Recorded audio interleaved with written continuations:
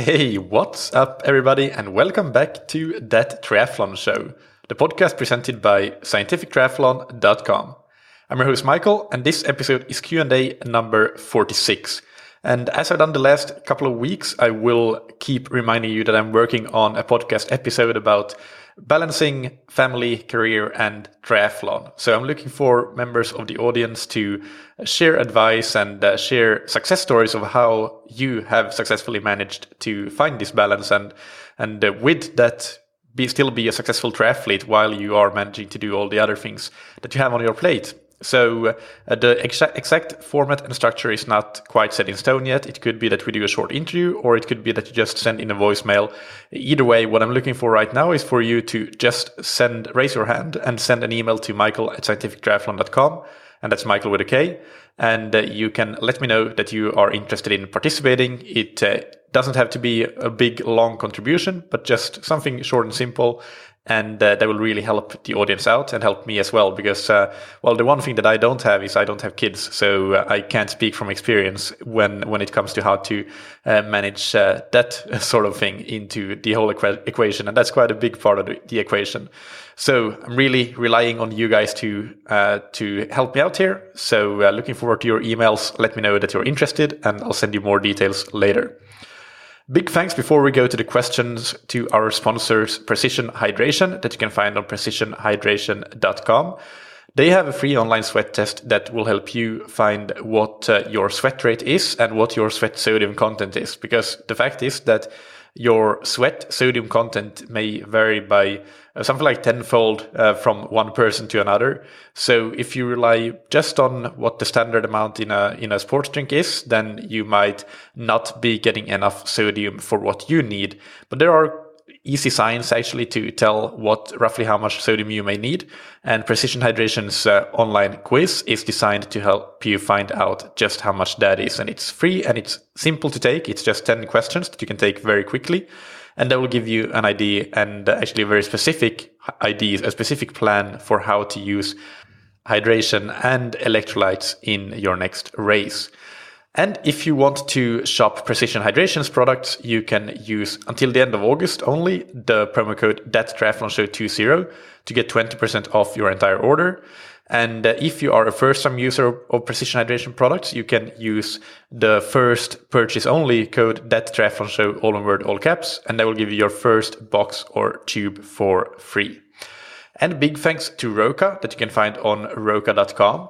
If you're looking for anything in the categories of wetsuits, tri-suits, swim skins, buoyancy shorts, goggles, or any kind of eyewear, whether it be performance sunglasses for your sporting activities, or even just stylish sunglasses for casual streetwear, or prescription glasses, which they now have as well, you should check them out. They have all of these things in their product lines, and you can get 20% off your order with the promo code TTS, all caps. So let's get into today's questions. And the first one is from Michael in Indiana, United States, who writes, "Hi, Michael. I love the podcast. It is nice to hear from a coach/triathlete that seems to value observable data to smooth out fads in current training philosophy. It can be hard to separate what is real and what is hype, and I thank you for the time you spend trying to do just that."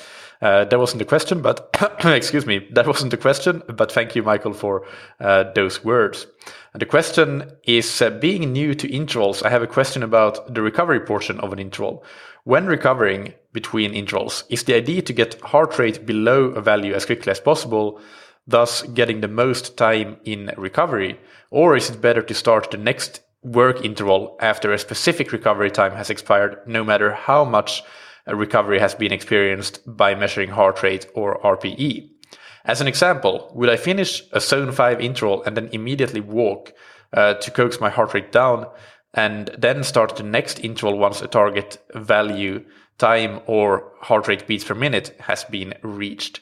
Or will I finish a zone 5 interval and then jog for a specific time and then starting the next interval with a potentially higher heart rate?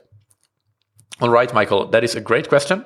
And it really, it's kind of simple, but it can also get complicated if we go into the real nitty-gritty. But I think that for most intents and purposes, we can keep things simple, because really the tiny nuances to the answer of this question, they really don't make much of a difference in the big picture of things. And if they do, we don't really know exactly what is the right answer, I guess.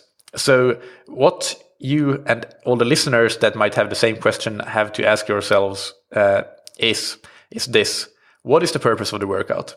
And that will then give you some specific guidelines for what your recovery interval roughly should consist of and what it should be. So if the purpose of the workout is VO2 max development, then it's going to be something. If it's lactate steady state development, it's going to be something else. Lactate shuttling, race specificity, muscular endurance. There are all sorts of workouts, and depending on what the purpose is it physiological development? Is it some sort of specificity or a race simulation? That might also, of course, have a big impact on what the rest duration is going to be. So let's use your example here with your zone 5 or VO2 max intervals. The purpose here is probably just building the engine, so making you fitter by improving your aerobic capacity. And what matters here isn't really what's going on in the recovery intervals at all, but it's what's going on in the work intervals. So put simply, you just need to spend as much time as possible at an oxygen utilization, a VO2, that is close to maximum, so VO2 max, and that's it. This means that walking or standing is okay in your rest intervals if that's what it takes for you to hit the right intensity, the required intensity, in all the intervals that you have throughout the workout and accumulate that as time at VO2 max or at close to VO2 max. If you can jog the recovery intervals, however, then that will potentially keep your oxygen utilization more elevated through the rest intervals compared to walking and standing in the rest intervals. And that means that you will reach that level close to your VO2 max earlier on in the following interval. So actually this could be preferable if you can manage it, and that means that if you can still hit all the work intervals at the required intensity, so do them hard enough and not fade towards the end of the workout. Because then, since you are starting at a slightly elevated VO2, you will reach that high level of VO2, close to VO2 max, earlier in many of the intervals that you're doing, which means that you'll accumulate more time at an intensity close to VO2 max, which is the purpose here. No matter what you do, if the rest interval is way too short, then you'll fail to hit the required intensity at some point in this workout. It's simple as that, and it will not be as effective as it could have been if you only do 6 intervals instead of 10 intervals, for example. On the flip side, if it's way too long, then your VO2 always is going to go back close to baseline even, depending on how slow you go. So you'll never reap the benefits of reaching a higher VO2 earlier on in the latter intervals in the workout, because you'll always go back to square one, I guess.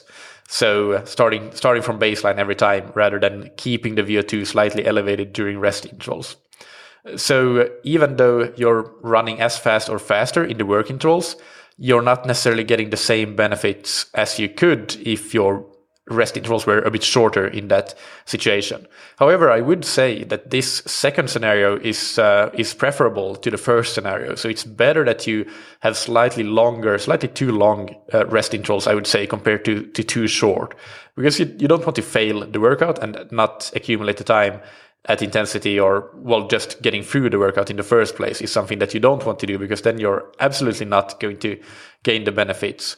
However, even if you are losing out on some of that early elevated VO2 in your intervals because of slightly too long rest intervals, you're still going to get a fair amount of good work at high intensity and at high VO2 in if your intervals are longer, meaning you can always go hard in those intervals. So that's not the worst thing that could happen, even if it's not absolutely ideal.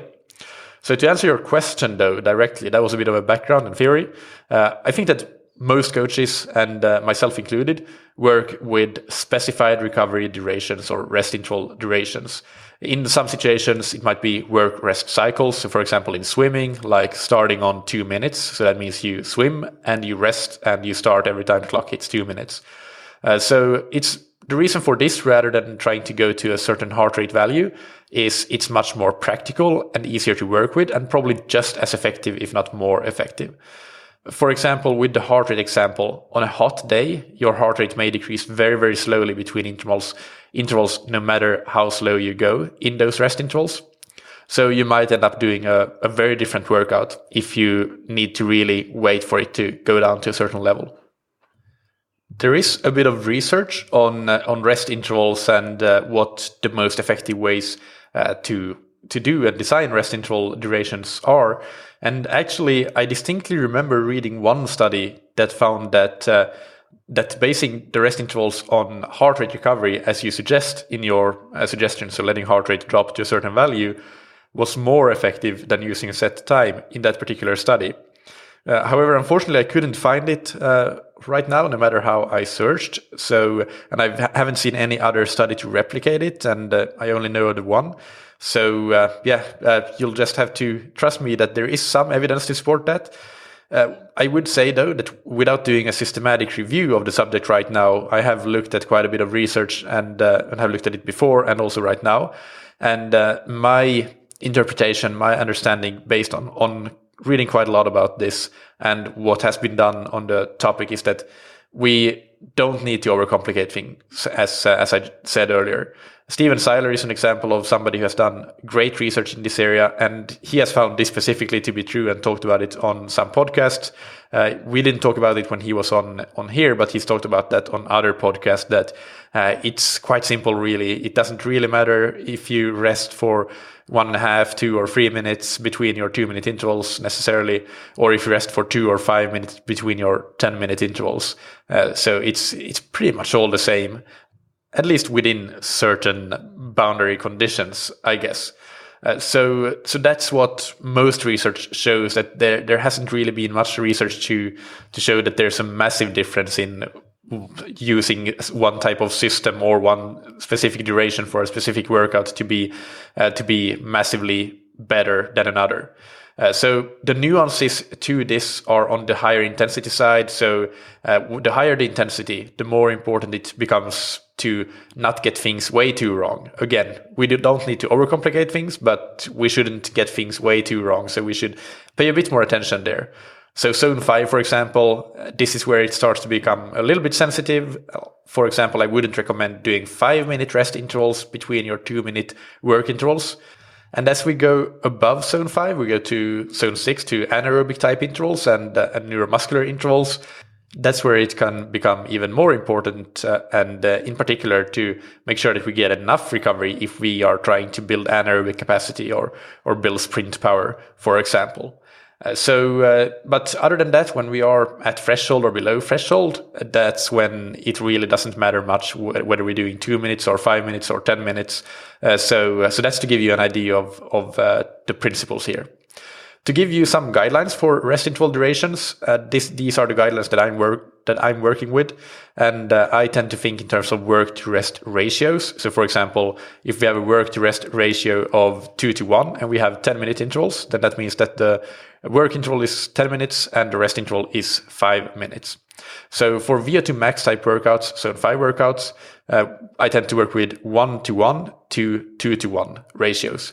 But in practice, I would say that I go for 1:1 at least 90% of the time for myself and for my athletes. It's rare that I stray from that. And in terms of threshold, so moving down a bit in intensity, I go for 2:1 to 4:1. So for example, a 12-minute threshold interval workout could have recoveries between 3 minutes up to 6 minutes by that guideline, which I think sounds reasonable. For sweet spot and sub-threshold, it's sort of the same, probably skewed towards that 4:1 work-to-rest ratio, so slightly shorter recoveries because the intensity goes down a little bit. If we go up in the intensity zones, so we go past VO2 max, we go to anaerobic intervals they last usually 20 seconds to a minute or so, then the work-to-rest ratios would be 1:1 all the way up to 1:4. So potentially doing 30 seconds of very hard anaerobic efforts and then resting for 2 minutes. And it could even be more, to be honest. Now, thinking about it, this is typical sprint interval training, 20 to 30 second sprints, all out efforts, when in research, at least, what the work to rest ratios that have been used or the protocols that have been used are typically 30 seconds on and 4 or 5 minutes rest. So there would be a 1-to-10 work rest ratio or something like that. So that gives you an idea when we go to the anaerobic side, how much it weighs to really getting enough recovery. So that's especially important when we train the capacity, so anaerobic capacity. However, if we are training, this is not that useful for triathletes necessarily, but we have a lot of cyclists listening as well. So if you're training utilization of capacity, so how much of your anaerobic capacity can you actually call upon in races, sometimes called anaerobic power, refers to how much you can use of your anaerobic capacity. Then you would go for those slightly shorter work to rest ratios, or so 1-to-1 to 1-to-2 perhaps, and not have massive recoveries, because you're not trying to improve how much anaerobic power you can produce. You're trying to make it repeatable. So some people like to use the term repeatability as well for this. I guess it's all about more race specificity as well. Is just an example of training going from capacity to power.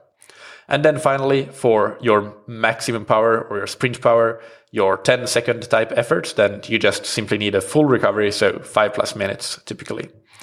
So that's it. Thank you for your question, Michael. And let's move on to the next one, which is from Sasha in Switzerland. And Sasha writes, I'm not sure the following has ever been covered on the podcast. Is there any ideal fat and muscle percentages for middle and long distance athletes? Are there any benchmarks from the pros available? Are these transferable to age group athletes? Thank you, Sasha, for your question. So regarding long distance, I'm going to stray a bit from that and just talk triathlon in general, because there's a great paper that I have talked about before in episode 113 when I talked about body composition for triathletes. And that paper is called Reference Values for Body Composition and Anthropometric Measurements in Athletes. And I'm actually proud of myself because I never get anthropometric right on the first try, but now I did. So there you go. Maybe practice does make perfect. Either way, so this paper, they actually investigated multiple sports, not just triathlon, but I'm just going to read the triathlon part of things here. For runners listening in, you can go and look at the athletic side of things. I don't think that they investigated cycling though. I may be mistaken, so worth having a look for cyclists, but it should be similar to triathletes, I would say, for the cyclists. Okay, so on the triathlon side of things, they had 6 female athletes and 30 male athletes, and they were aged, the mean ages were 21 and 23 respectively, and so they were young elite athletes. And let's see here, just reading through the tables where we are next. So the body composition of these were the average, the mean weight was 58 kilos for the females. And if you are used to pounds, I haven't converted this, but just multiply by 2.2, and that's how you get 2 pounds. For the males, the mean weight was 66 kilos, and the heights were 168 centimeters for the female. Those are actually surprisingly tall females, perhaps. I'm not quite sure. I guess it depends on which country this study was carried out in, because that I do not remember. The males were 176 centimeters on average, and the BMI, so this is where we start to get talking about the body composition metrics, was on average 20.4 for the female athletes, and for the male athletes we have 21.3, so slightly higher due to the higher muscle mass. And they also measured a lot of skin folds, and including the sum of 7 skin fold. That probably doesn't mean a lot to most listeners. If you're a nutritionist or a dietitian, you might know what this means, but for most athletes, so I'll just read it through quickly. 86 millimeters for the female athletes and 50 millimeters for the male athletes.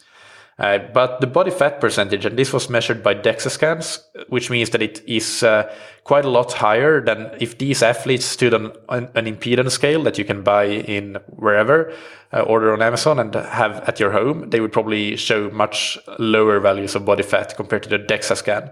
But the DEXA scan is the gold standard, so this is really good data. The female athletes had an average body fat percentage of 20, and the male athletes had an average percentage of 12. So that's it for the short course elite female and male athletes. For long distance athletes, I haven't found on the elite side any peer-reviewed data. Anecdotally, I would say that long distance athletes have a slightly higher body fat percentage, or at least they would be very well served to have it actually, because they're doing even more training than the short course athletes. So it's just a safeguard to not run into trouble for a number of reasons, but in particular, energy availability is a big one. And somebody who has been quite outspoken about this, the weight debate, so to say, in the past is Chris McCormack, Ironman world champion a couple of times. And he is obviously very well known, Macca, if you haven't heard of him. But he has an article that I will link to. It's a very good article, actually, about this weight and body composition debate. And he says in that article that when he was racing ITU, so short course racing, his weight was 165 pounds or 75 kilos. And but when he moved to long course, he kept failing in Kona and not reaching his potential. And then finally, he started to focus on his weight from a different perspective and not just being as light as possible. And in the summer of 2005, they decided to add 8% of body weight to him. So he started the next season going from 165 pounds to 182 pounds or 82.5 kilos. So that's a 7.5 kilo increase, or a 17 pound increase. And he writes, and I quote, "My body liked the extra weight. My recovery was much faster, and it was a lot easier to deliver the strength-specific workouts in the early season. We found instant success. I won Ironman Australia for the 5th time with my fastest run on the course, 2:44.14, and again ran a 2:41 in Germany to win my 3rd challenge ROF under the 8-hour mark. We had added nearly 8 pounds to my racing weight. I was now racing Ironmans at 171 pounds. I posted my first ever performance in Hawaii at the end of the year. I guess that means the first ever good performance in Hawaii. Running the fastest marathon of the day with a 2:47. We'd started to understand the weight puzzle and how gaining and losing weight effectively could be my biggest asset. More importantly, I was able to solidify in my own head that my Ironman racing weight was higher than I had imagined." So that's some really good, insightful words from Macca that I found that article fascinating, and I encourage you to read the whole thing. Another example, anecdotal case study from the long course scene is Lionel Sanders. He did a very recent video on YouTube, What I Eat in a Day. I'll link to that as well. And his focus clearly is to make sure that he doesn't lose any weight, because it would be coming off him, but he's just eating to stay at a certain weight and really focusing on doing so. And if you've been following Lionel for some time, you know that in the past he's made mistakes in experimenting with different diets and getting way too lean and not performing, probably because of just very poor energy availability. But now he's I guess realized that, and he's focusing on keeping his weight on rather than losing it. So as I said, there's not a lot of peer-reviewed data, no peer-reviewed data from the elite side of things in long-distance triathlons, but I did find some research papers with age groupers from long-course triathlons, and in particular, there seems to be one study done at Ironman Zurich in 2007, and a number of papers came from that study. And the one that I'll cite and the link to includes and cite data from, and the link to is titled "Upper Body Skin Fold Thickness is Related to Race Performance in Male Ironman Triathletes." So just briefly summarizing here what they found in this study, they had as the subjects 27 male age groupers, mean age 39 years old, and 16 female athletes, mean age 37 years old. They calculated body fats actually based on the skin fold measurements. There is a formula that takes the sum of 7 skin fold, which has been validated against DEXA. So it's, of course, fairly good, but obviously not quite the same as direct DEXA scan measurements.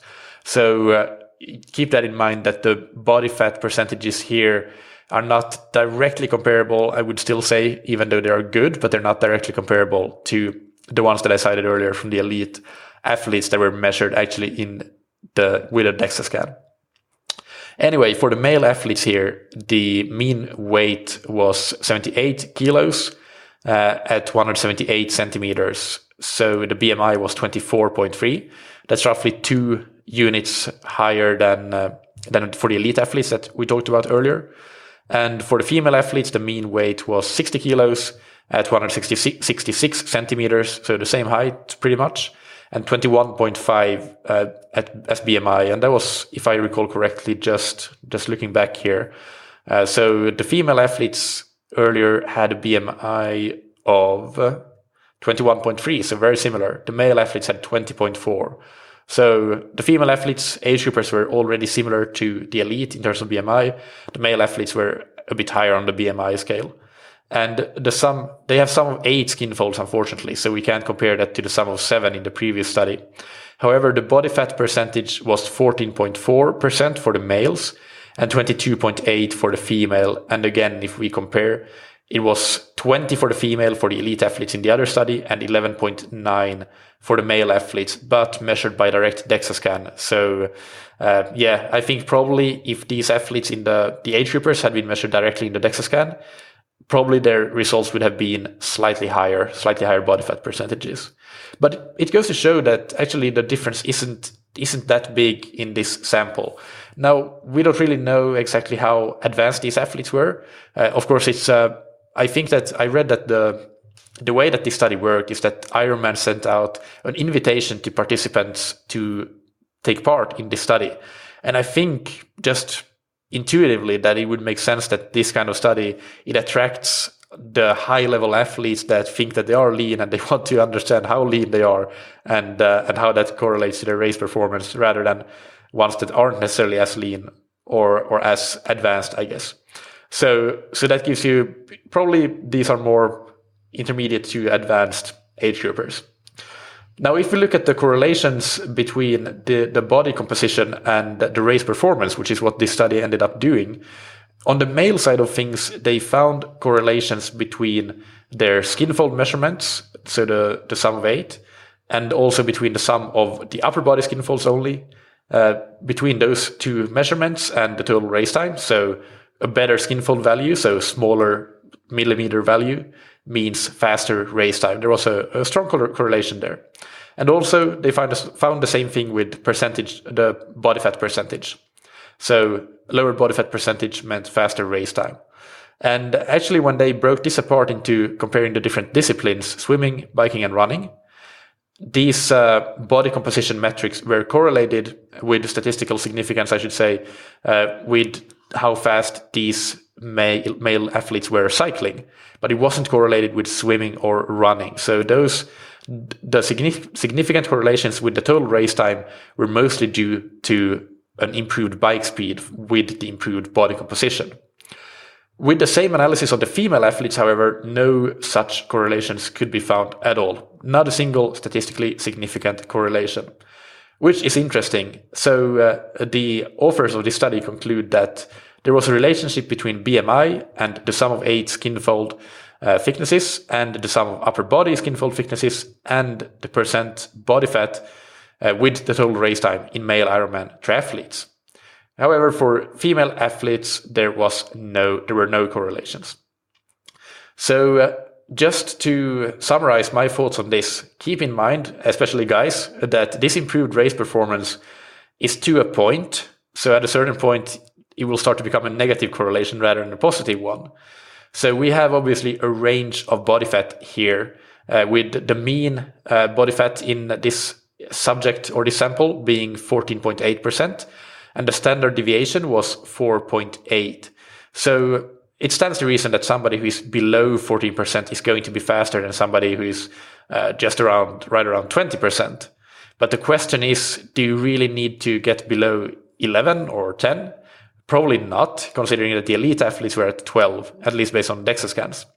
So that's something to keep in mind, that we are comparing here what happens when you go from somewhere in the high teens to the low teens in terms of body fat percentage, rather than what happens when you go from 11 and 12 to 7 and 8. The result, if you go from 11 and 12 to 7 and 8, is not necessarily good. So that's it. And to answer your question, Sasha, about whether this is comparable, whether age groupers can use the benchmarks from elite athletes as benchmarks for themselves, I think that if we're talking about advanced age group racing, like the World Championships, whether it be short or long course, I'd say yes. The benchmark established by pros would apply to age groupers Because I'm sure that the fastest guys in this particular Ironman Zurich study as well had similar numbers, body composition numbers, to what the pros had. Because any age grouper who trains 10 hours per week or more for sure does enough training to achieve the body fat percentages and the muscle mass that the pros have. The lack of training is not a limiter for that by any means. The thing that I would like to add here and end with actually is that the leanest pros are probably way too lean, and they're not the ones that we should model. So perhaps we should model the pros that are more in the middle of the leanness range, so to say. And also another thing, some of the very lean pros that are successful, because I'm sure there are many of them, but some of them, not everybody, but some of them might be successful in spite of how lean they are, rather than because of it. So I think it's healthy to keep some perspective in that regard and not chase being super lean, because I don't think that that's going to help performance. I think Maka actually has it spot on in his article, which is why I'm going to finish off with a final excerpt from his article. And he writes, "I am naturally a bigger athlete compared to most other professionals. Bigger athletes have more weight to gain and lose, and the adaptation times at these weights are much longer. I think that of everything we learned from Coach Sutton, this was the most important. His belief that the lower muscle mass of a woman and the way they carry body fat made weight control a more important puzzle to success in female racing. The larger athlete relied more heavily on strength and power to deliver results. And if you lost too much of that through rapid weight loss or incorrect adaptation times to new weights, you either broke down, got sick, or lost your natural strengths." So that's very fascinating. And what I want to point out here is not Coach Sutton, Brett Sutton here, believed apparently that with female it was very important to manipulate weights, which is contrary to what we saw in the study, where there were no correlations between body fat and race times. So that's not the thing that I was interested in this excerpt, but it was actually what Mac had talked about with that. If you lose too much of your weight, then you lose a lot of your strength and power, and you rely on that to deliver results. So to sum up, to a point, improved body composition can definitely give you improved results. And in particular, this seems to be true for male athletes, but also when you are getting to that range where you are already at a good body composition, then marginal gains in body composition are maybe not worth chasing. I would not recommend doing that because they might not lead to any gains at all in performance. They will definitely add greater risk for injuries and illnesses. And actually what you might end up losing some strength and power and having decreased performances as a result.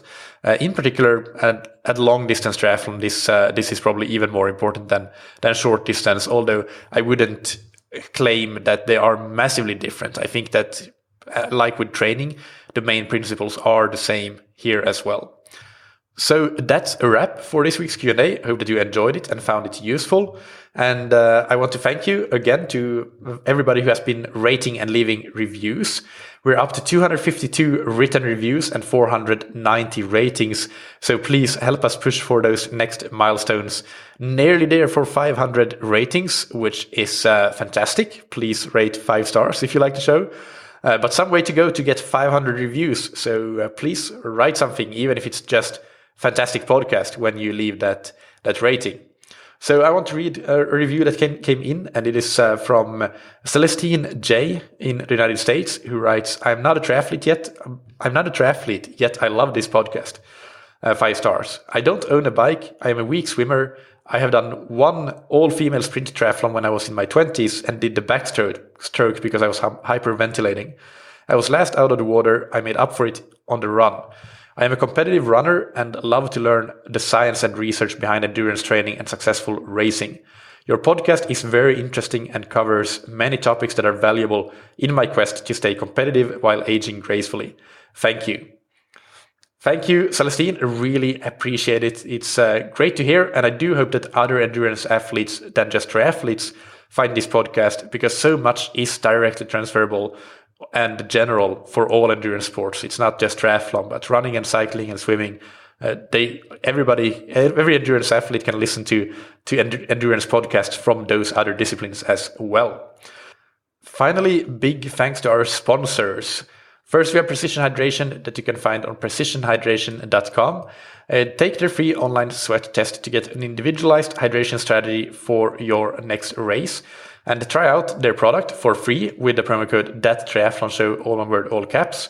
Or get 20% off your entire order with the promo code ThatTriathlonShow20, valid through the end of August. And thank you to Roka for sponsoring the show. Roka is where you should go if you are looking for wetsuits, tri-suits, swimskins, goggles, and high-performance eyewear. Use the promo code TTS, all caps, to get 20% off your entire order. Thank you, as always, for listening. Keep training smart and keep loving triathlon.